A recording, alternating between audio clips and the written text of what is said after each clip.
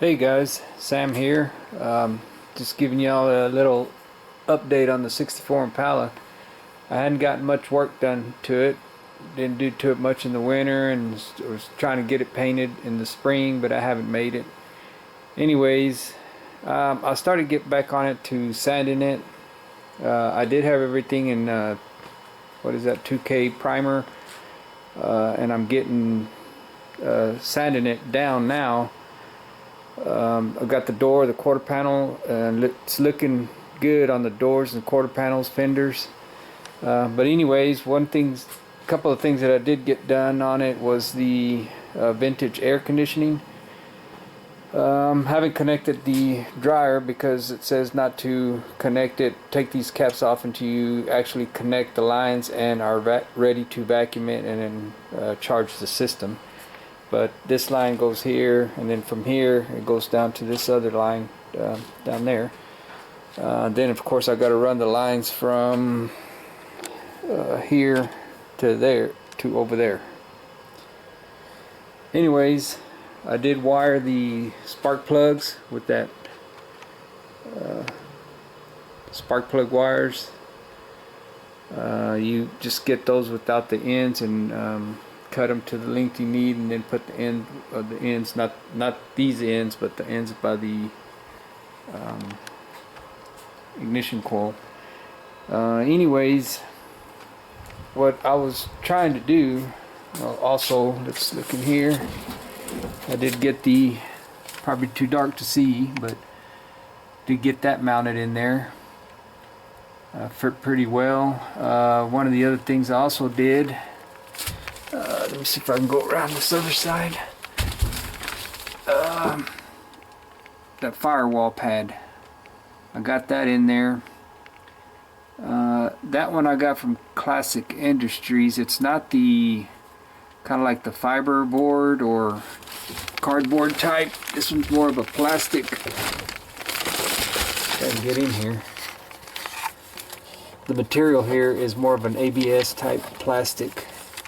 Fit pretty well. Got it in there with those pins, and so I need to get that in there before I started doing any of of course, the blower here and any wiring to it. So I really needed to get that in there. Let me get out of here. Okay. So in the process of sanding this, I'm sanding this 320. I had already block sanded once with 180, and I gave it I think about two more coats of 2K primer, and I'm going 320, and then I'm going to do the final with 400, and then I think I'm just going to paint on top of that. Quarter panels, doors are looking good. I do see I have a low spot right in here, but that's where the molding's going to go. That's not going to bother me there. Small low spot here. But other than that, everything's looking good here. Now the trunk's another story. I got the trunk, I had put like maybe 4 coats of 2K primer on here, and I thought I would be able to block it out and not get any low spots. But as you can see here, I broke through metal. This is my epoxy primer. I used white on this one. I got metal here, and I've got still a guide coat left in there, so I can't go any further with it trying to get this out. It's probably just a little low. Well, obviously it's a little low. So I wasn't quite sure on what to do there, because there's another low spot here. So if I just keep blocking that, I'll just keep hitting metal, or gonna hit metal here and here. Everything from here down looks good. Got to get that one out over there. So I'm kind of stuck on what I'm gonna do. And this side here, same thing. I'm starting to hit the white epoxy primer. I'm not down to metal there, but if I'm gonna hit it pretty quick if I keep going. So here's my low spots, all in there. Back up here and around here. I could probably get this out here. So again from here down, from this spot there down, I can probably get this blocked out, these low spots. So here's what I'm thinking. I don't know if this is right or correct, but I'm thinking I'm just going to go ahead and get the DA with 80 grit paper, go over from here to here on both sides, get some body filler and give it a thin coat across there, block the filler with 80, shoot 2K over that, over 80 grit scratches, and then block it with 180, and then maybe another coat of 2K, and or if it'll block out with 320 after that. So just kind of wanted to get an opinion if that would be the way to go, is get, because this is already down to 320 both sides. So if I take my DA with 80 grit, I don't want to go to metal, I just want to get it scratched with 80 grit to here, and then do my filler on top of those 80 grit scratches, and then 2K primer, and then block it again with 180, and then maybe 320. So anybody who has experience on that, is that a good idea to go from there, or would it be just a good idea just to leave it as is, maybe block out as much as I can here, whatever pops up, and then before paint just come back with, of course, your sealer, because I'm gonna have to cover that bare metal over there. I don't want to get down to bare metal here. I don't know why I kept going over here, but if I left this like this and get as much as these low spots out and then do my sealer, I don't know if you could actually would be able to see those once it's painted and cleared. I mean, I'm sure you could. You're gonna see probably waves in there. So that's my dilemma, is trying to get that worked out. I don't know if it's worth it. So that's where I'm at now. I really do need to get this car painted this year. I'm trying to get it done here pretty quick before it gets to high temperatures in summertime. That's why I was out here sanding some more. It's about time I really get it done. I mean, I've spent so much time on it, and if I don't get it done, I'll probably never ever drive it. So I need to get it done and get it on the road. Tired of looking at it like this. Anyways, but I did do some small things here and there while it was sitting here. Like I said, I got the plug wires wired up there. That's another thing. I did change this bracket. The other bracket that was on here for the power booster, it was leaning up, way up like this, and I mean, the reservoir did have some fluid in it, but I just didn't feel comfortable with it leaning way back. I've seen cars like that with the reservoir tilted up like that. It just didn't look right to me. I don't know. So anyways, I found these brackets on, I think, Speedway,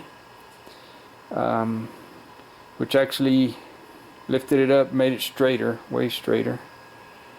And the only problem that I am having is that the brake pedal is really tight. It's really hard to push. And one thing I was thinking was maybe the bore on this and I can't think today, it just go blank.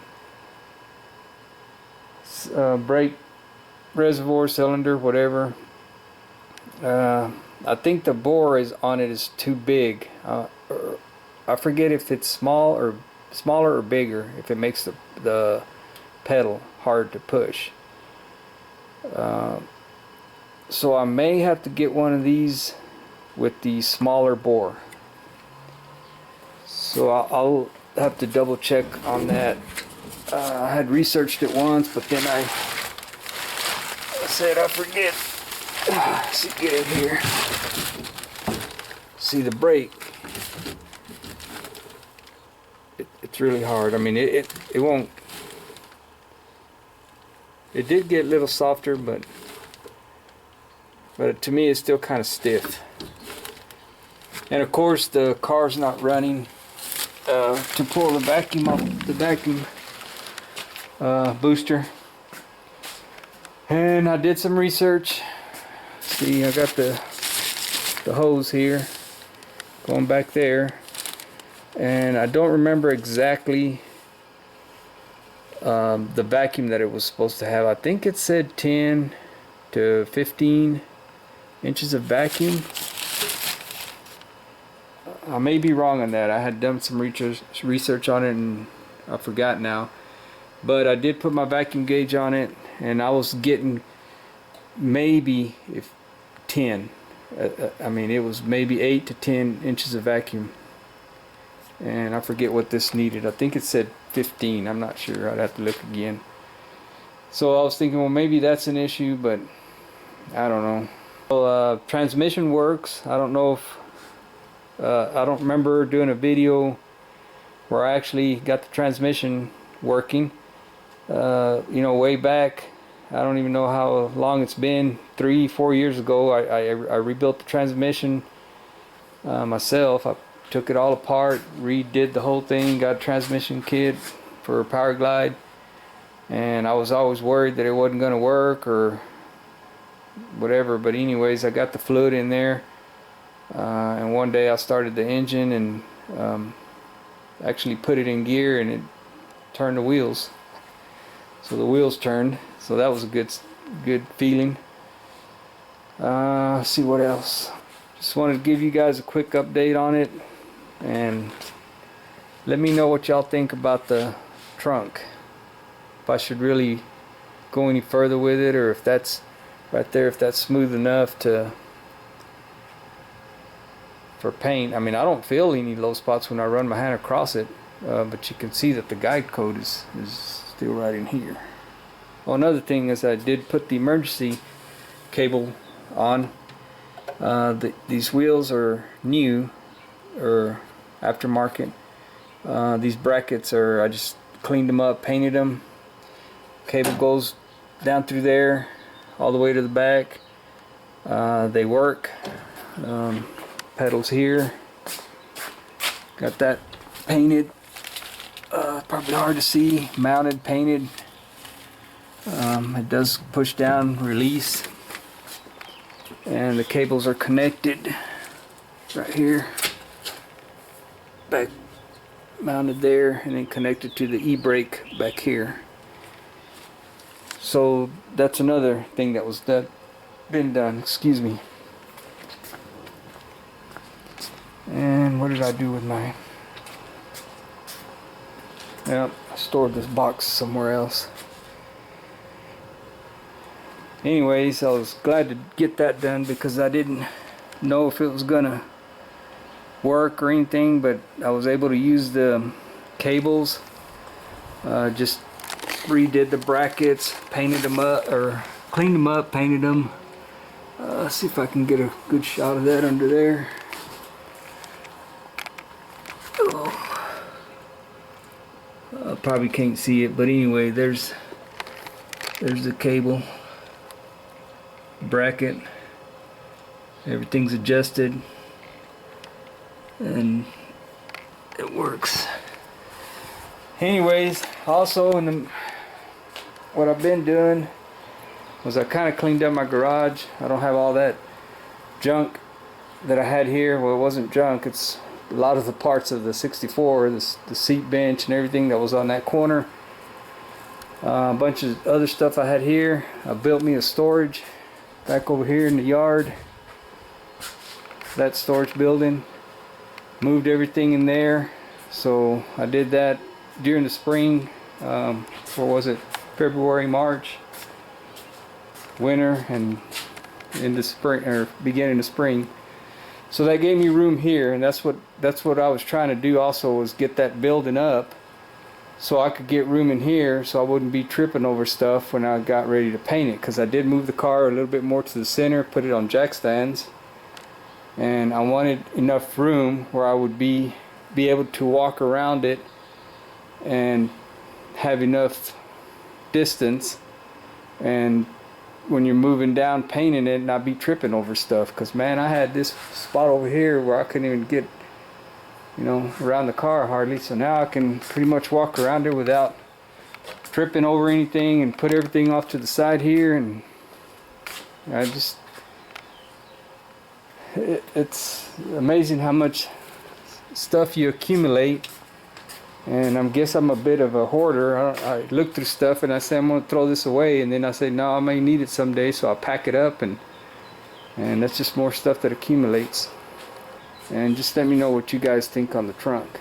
Alright, thanks for watching.